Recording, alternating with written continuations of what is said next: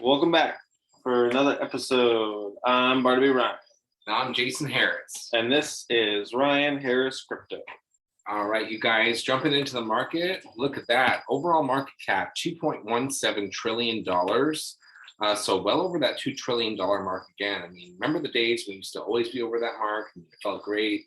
Feels good to be back there again. And like I was saying, it's early October again. Yeah, Remember that excitement we were getting in early October? We were like, ooh, it's gonna hit it again. Especially thinking the holidays, that's usually the best time where crypto really flies. And in traditional like bull markets, that's almost towards the top of the market. But things panned out differently this cycle. Maybe it's the lengthening cycles or what have you, right? Well, there's definitely reasons to consider the cycles, but also don't be married to them. No, because things change. Things have changed, right? The whole landscape, of cryptocurrency adoption and institutional adoption, and things are lengthening out. It seems to be the case. So let's jump down into some prices. You have CoinMarketCap open? I always do. All right. So Bitcoin, hovered around, that $47,000 mark. Ethereum seeing, a nice little rise, 3,300. It was, 3,400 for a good portion of today. Yeah, check out this. We're starting to hit green on the 90 Further and across the board. And the year. Yep. Yeah. So, making our headway, making our way back towards, like you said, early fall numbers, and that's progress, right? So BNB, we have well over that $400 mark. Let's see, how's Cardano? Cardano 118, got 3 greens in there, green on the 7-day, 30-day, and 60-day for Cardano. As more TVL comes into it, as it becomes a project that's hopefully less the bane of your existence, less jokes from Alex Becker, although that's never the case. He's always got jokes for it. But I do want to say that Terra Luna, if you look at that, I mean, obviously we talk about Terra Luna all the time, one of our favorite layer 1 projects, but green across the board. Is this another all-time high? This is an all-time high. So it should be time for Barnaby to be taking his 10% strategy off the table. As soon as the video is done, right? As soon as the video is done, right? I'm all, no, we're going to do it right now. Yeah, he'll be right back. Just kidding.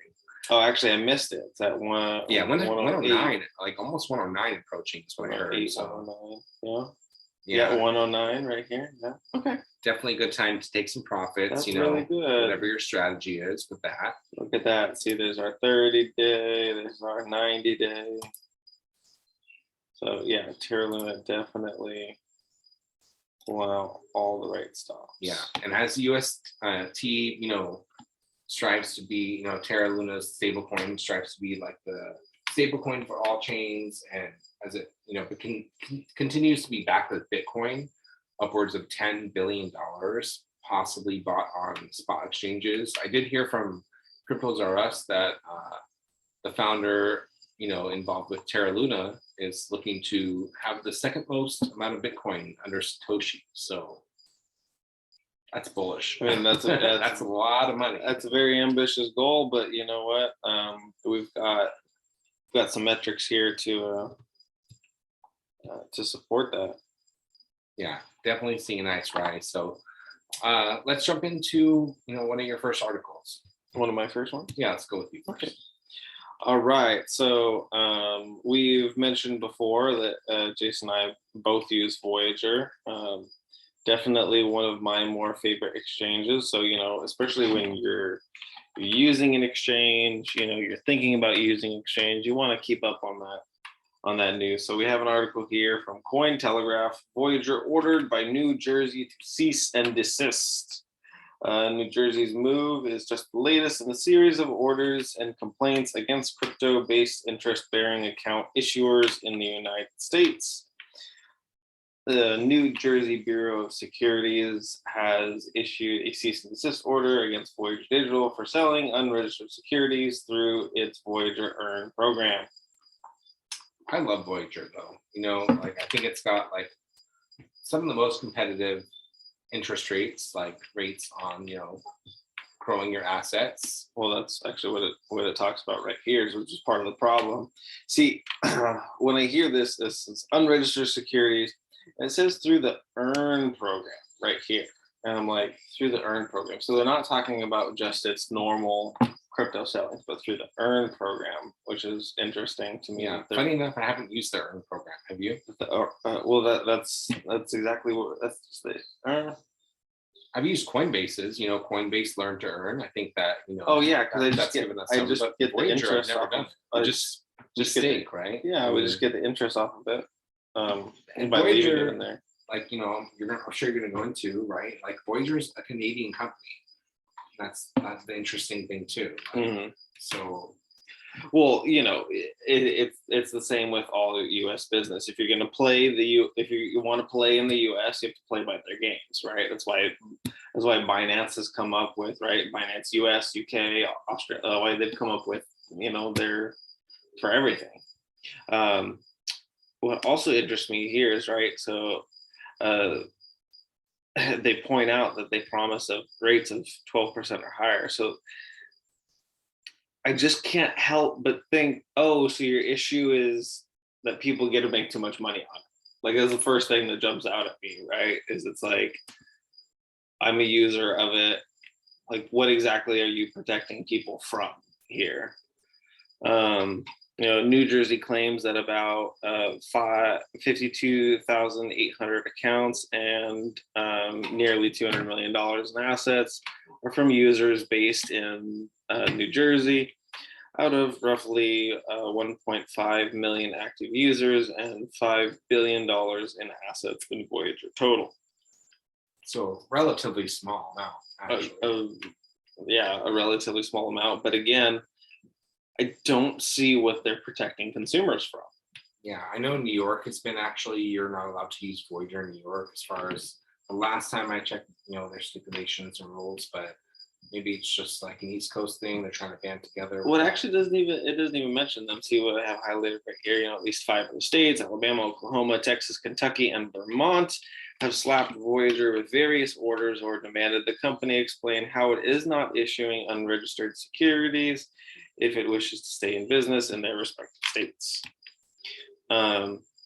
Yeah, just all around interesting. I mean, I get like, oh, unregistered securities, but I'm also the same, like, swim at your own risk. Like I think we talked about, like if you're going to invest and you're a smart investor, like know what you're investing in, and that includes the exchanges that you're buying from, right? Like we know that Voyager's a Canadian-based company because we're learning about it as we're throwing our money inside of it, and you should always do the same. You shouldn't just throw your money into an exchange that you know nothing about.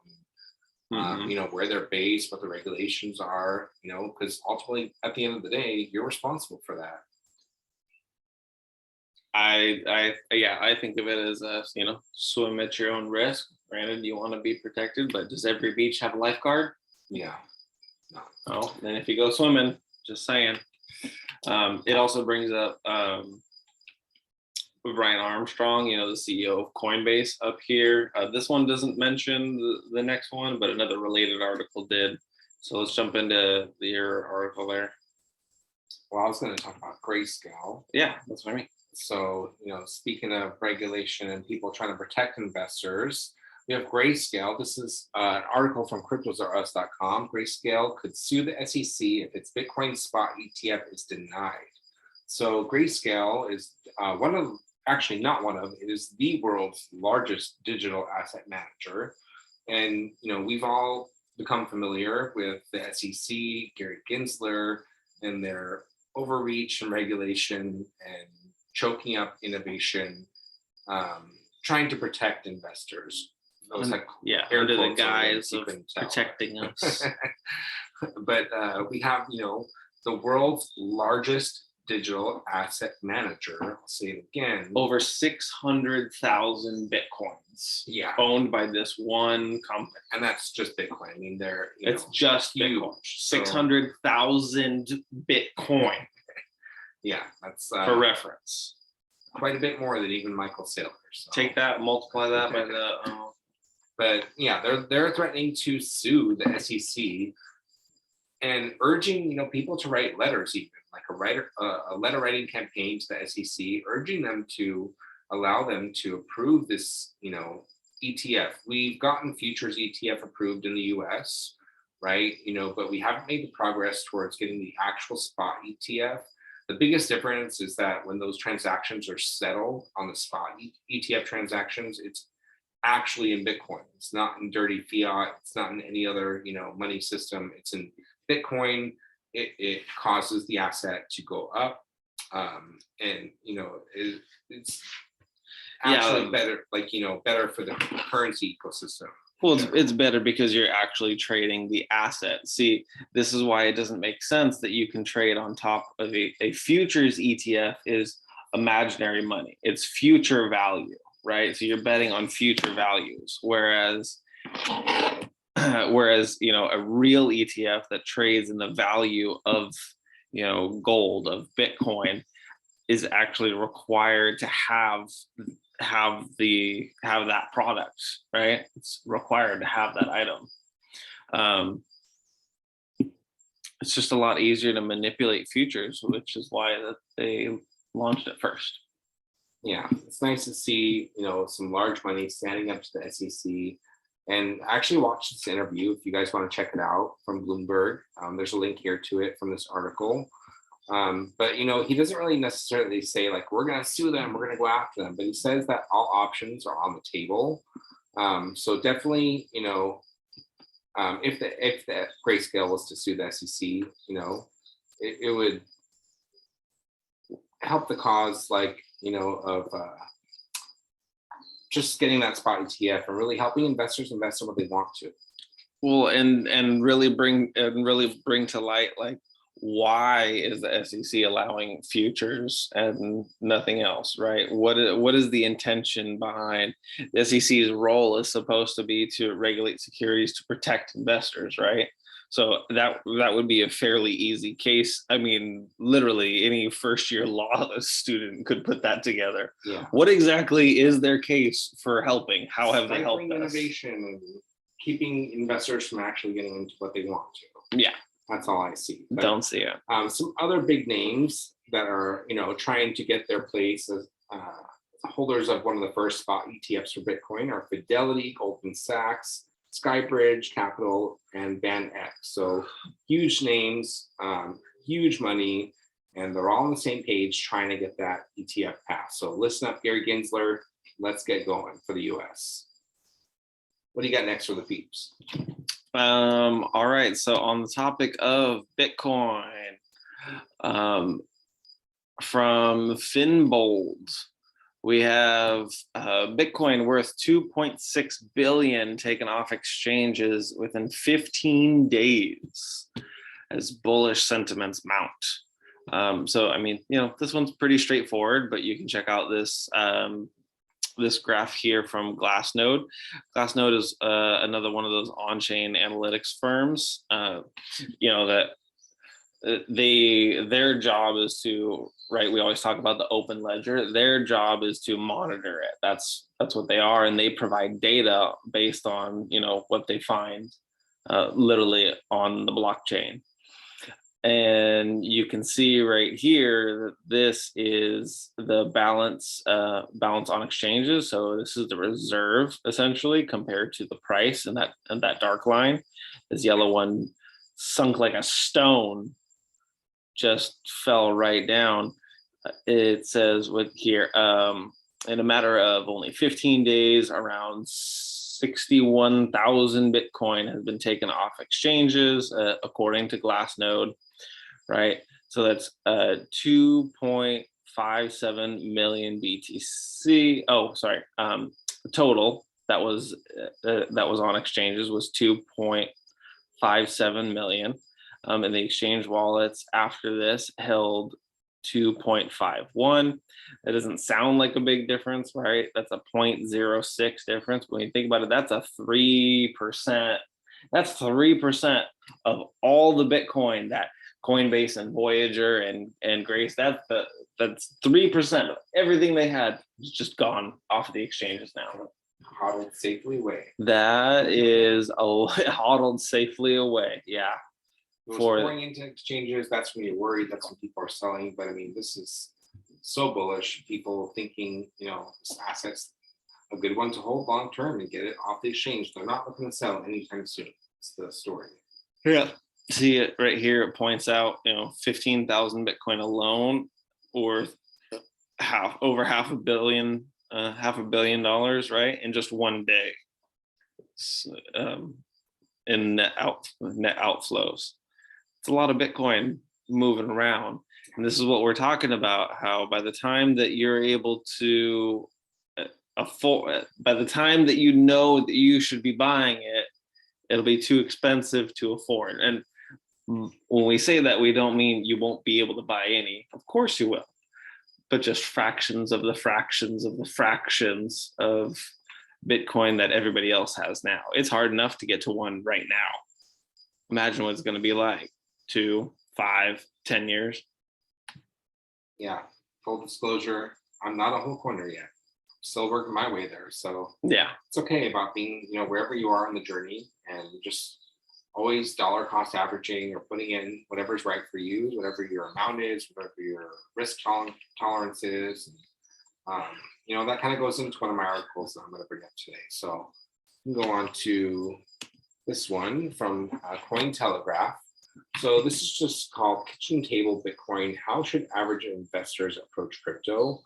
And I don't really think that you should look through this for like necessarily an answer that you should follow, right? Because the truth of the matter is there's not one answer. Like, it's about, what's right for you, what investment schedule, what investment amount, how much you want to put into it based on how much you have, and making sure you have like savings that aren't involved in investing in assets that are honestly a little bit speculative and new, right?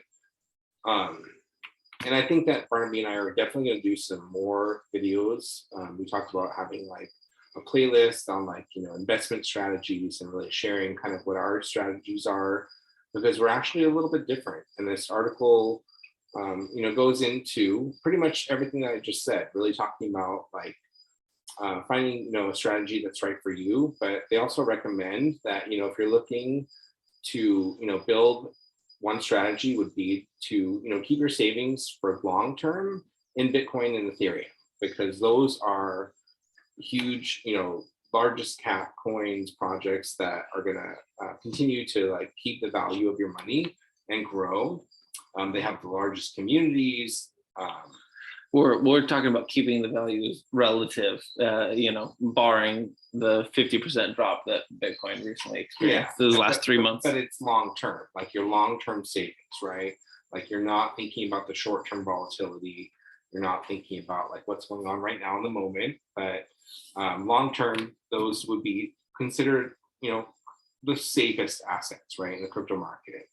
And then there's like the more speculative, like lower cap, like altcoins. And those come in many different sectors, like DeFi, play to earn, NFTs. I mean, on and on and on. And it's just, finding your coins and your projects that you believe in within the sectors that you believe in, and creating your strategy that way, and building your portfolio in a percentage like breakdown that's comfortable for you. I know that Barnaby, right? Like, you have kind of that more safe, sure, and steady strategy. He has over 50% of his portfolio in Bitcoin. And I do that to keep it stable, so that way altcoin or Bitcoin season is I'm doing well in both. Yeah. I'm never, the fluctuations aren't as great. Yeah. Right. And I'm taking a little bit more risk averse. Like, I'm taking like the averse means like a little more risk taking.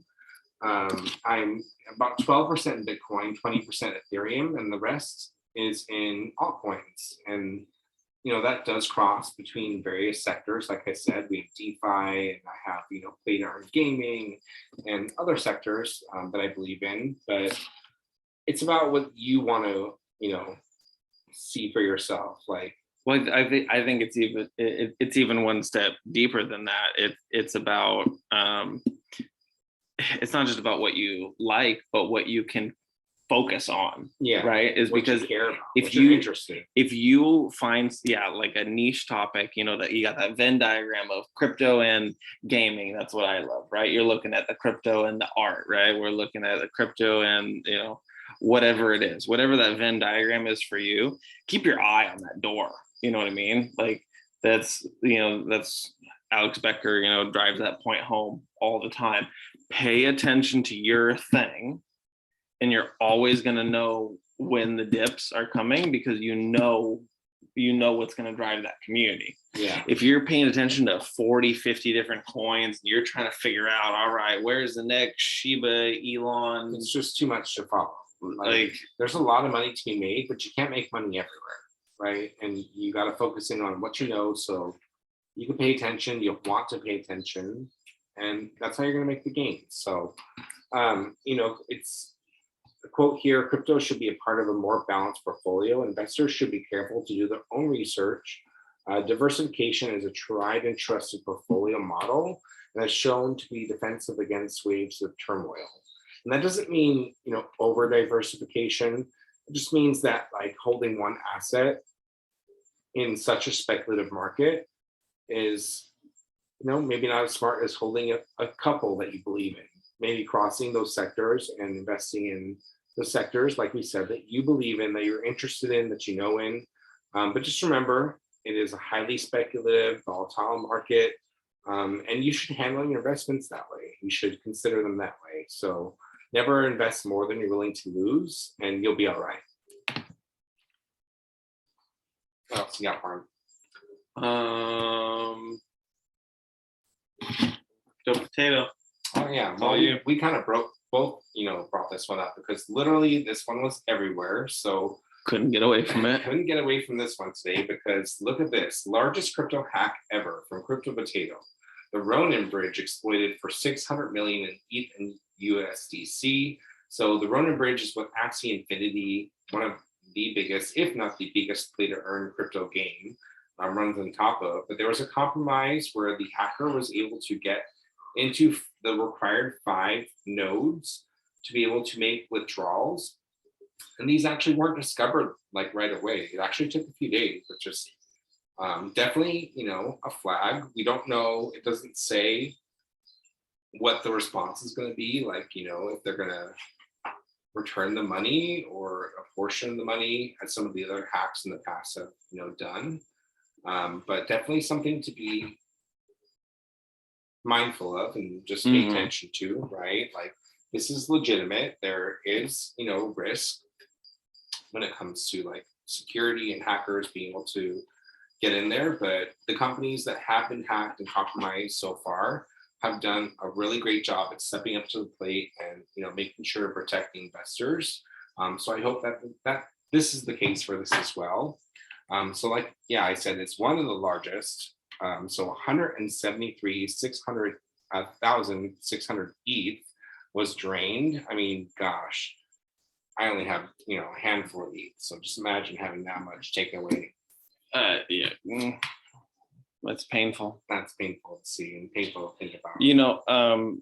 This reminds me of going back to the conversation of exchanges, and you can even add in wallets, hot wallets, cold wallets, storage wallets. Which security company do you trust the most? The one that's been broken into before and has experienced and says that they've learned from it, or the one that's never experienced that that attack, right? And says they could protect you from it, but they've never had the opportunity to. And you're faced to make this decision between one that's already had their security compromised and one that's never really been tested. So it's always it's always this game of you gotta weigh the value of each of those scenarios for yourself. Yeah. Well, I mean, I think that, this is the beginning of the industry, and what's happening now is going to be learned from, like you said, and, security technology is only going to get better. Security is only going to get stronger. I know that a lot of companies and a lot of like projects have actually had hackathons where they invite hackers and encourage and actually reward them for finding loopholes in their security and strengthening the future of that company. So perhaps that will be the case for Axie's Ronin chain as well. And we'll just have to wait and see and watch what happens with this and how it plays out. But it's literally been everywhere, so everyone is paying attention to them, and they know that. So if they want to see continued success, they're going to need to respond in a way that protects the investors. Agreed. All right. Anything else you have for the peeps? No, that's all I got for today. All right. Well, smash up the likes, subscribe, comment, put notifications on, all that other YouTube stuff. And podcast. And podcast people, thank you so much for listening, and we appreciate you. And we'll be back again soon to share some more news and maybe give some updates on the stuff we talked about today. Continue our crypto knowledge together. together. Until then, you guys take care and have a good one. Thanks, guys.